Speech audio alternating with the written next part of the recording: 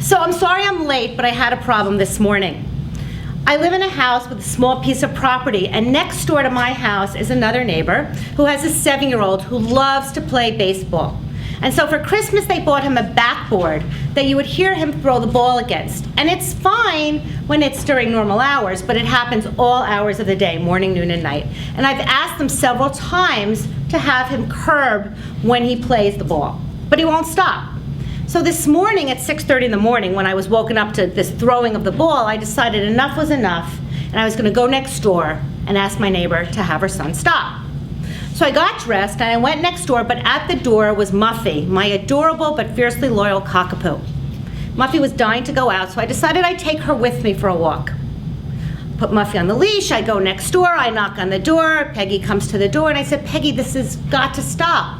It's waking all of us up over and over again. Peggy said she couldn't possibly ask her son to stop because she's convinced he's going to be the next Derek Jeter.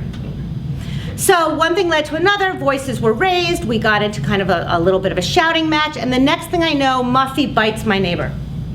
And I have been arrested now for assault with a dangerous instrument. The police tell me that Muffy is this dangerous instrument.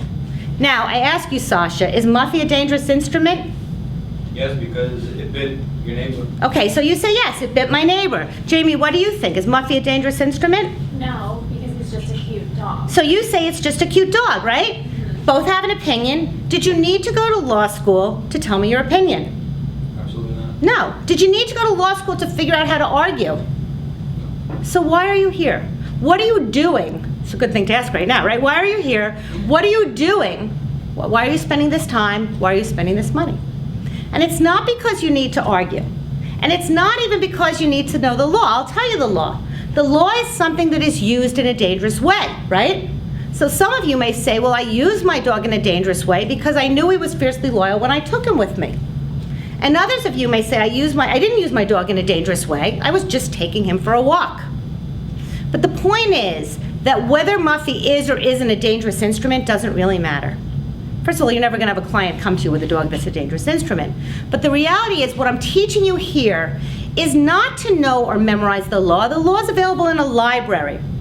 What I'm teaching you today is to understand what we call rule-based reasoning, precedent.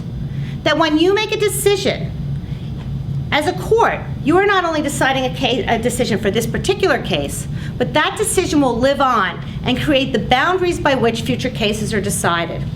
So now, Sasha, I'll tell you that a dangerous instrument is something that's used in a dangerous way. Muffy a dangerous instrument? No, it's not. Why? Because you didn't go there with the intention of using it as a dangerous. I didn't do anything to make him use it in a dangerous way. You want to disagree, Jamie? I would agree that you did not take him. Okay, you would agree, right? And Vito would disagree with both of you, and Vito would say, yes, it is a dangerous instrument. You knew it was fiercely loyal when you took it. But again, doesn't matter. What matters is that you understand that lawyers act the way they do because they are bound by previously decided case law. And that's what makes non-lawyers lawyers, is understanding not the law itself, but more importantly, how to use it.